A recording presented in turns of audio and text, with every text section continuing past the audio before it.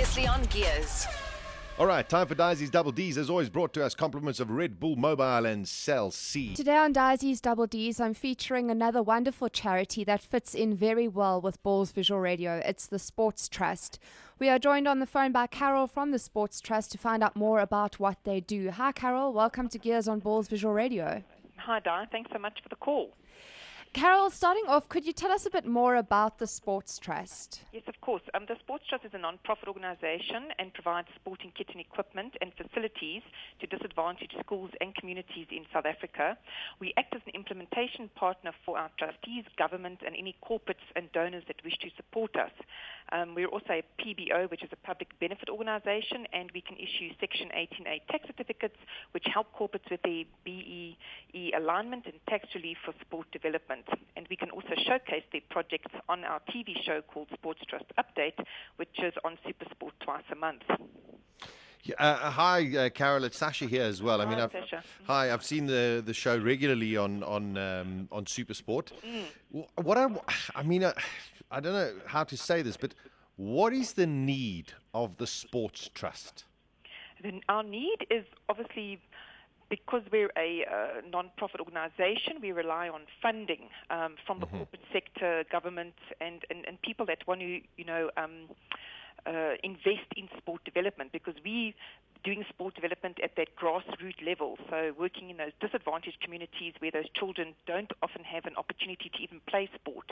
When you go out to these places, they're playing on dusty sand patches, have got no facilities, no sporting equipment, so those are the people that we're trying to reach. Does the sports ministry assist you at all? They do, yes. Okay, that's great to know. So what exactly do you do? Do you go find underprivileged or less privileged young, talented sportsmen and try and help them out to pursue their dream in whatever sport it may be? It's kind of twofold. I mean, the Minister of Sport, Kilian Balula, he's got a whole directive, and it's all around the revitalization of school sport. So basically, we're more focused on school sport, and in these disadvantaged communities, we do also run something called a discretionary fund where individuals, federations, we actually get an equipment, provide cash to travel overseas or anything like that. We have to basically buy the sporting equipment or kit, and we give it to them so that they can use it. Carol, in terms of, you mentioned the word focus, how do you as the Sports Trust identify which sport you want to focus on? Or do you look at it at random, or do you focus on, let's say, a project for a year or a specific time frame, maybe a quarter, etc.?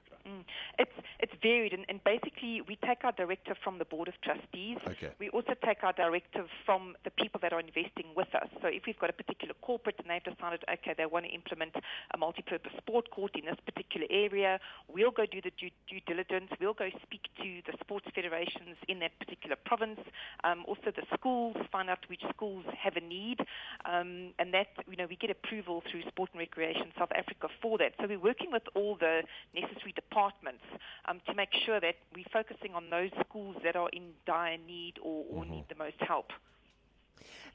Do you have regular fundraisers to help raise funds to obviously support and help you out to help the different organizations or schools? Yes, we do. We've actually just finished our Sports Trust quiz event. It happens annually, and that's like a trivial pursuit evening whereby corporates purchase tables, they compete against each other, and yes, this year 32 GI won overall, which was quite good, and it's well supported, and that's one of the ways we raise funds. We've also got the very big event, which is our premier event, the Sports Trust Golf Challenge. That actually happens the day after the Nedbank Golf Challenge, and the amateurs are given an opportunity to actually play the golf course, the Gary Player course, the same way as the professionals played it on the last day of the Nedbank Golf Challenge. So we already sold out for that one, and the guys, through that initiative, which is supported by Nedbank and Sun International, who are trustees, we raise about over R1 million, and then that gets plowed back into golf development. I mean, that's astounding that happens. Carol, in the terms of following up, I mean, once you sit there and identify somewhere, maybe it's a sand pitch, and you try and get them the decent facilities and the balls, etc., etc.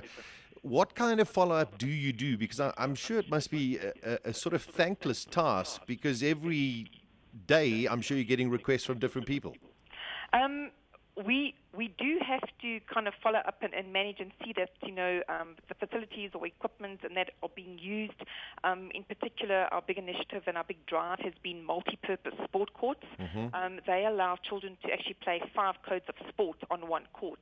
So they can play 5-a-side soccer, netball, volleyball, or tennis. These are eco-friendly. They've got like a 20-year lifespan, 15-year guarantee. We've probably implemented about 20 around the country, and recently one of our staff members has actually just been on a full recce around the country, making sure and ensuring that they're being used, that they're in good condition, and so we do have regular report backs. And obviously, because of our stakeholders, we have an obligation to report back to them on the status of their investments. So that is ongoing. Well, it sounds very, very cool. And as I said, it fits in so well on balls because we also sport orientated. How can people follow you? Do you have a Twitter, Facebook page? Yes, we are on the social media. Our Twitter handle is @SportsTrustSA. We also have a Facebook page, and our website is www.thesportstrust.co.za, or they can call us 011 802 1818.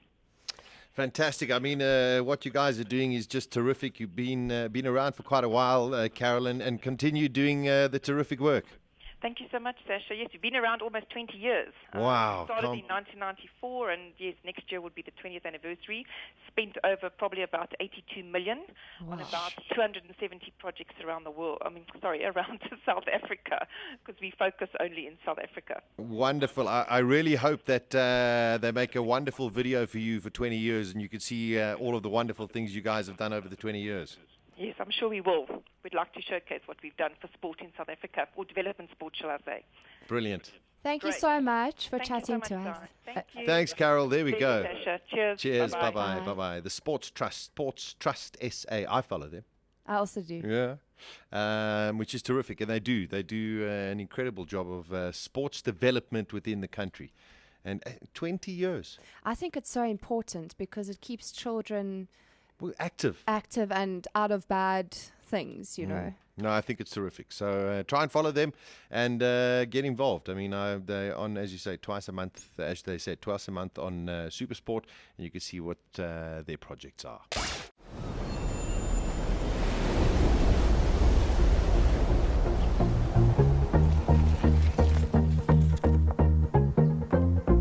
Beautiful people.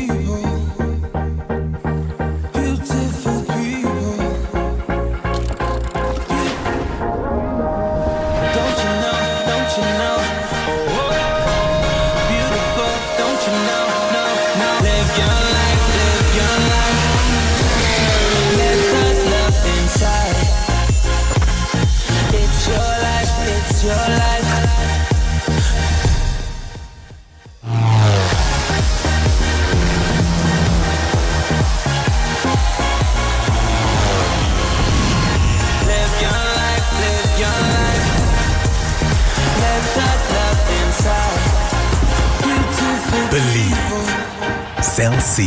The power is in your hands. Gears on balls.co.za. Weekdays 1 p.m. to 3 p.m.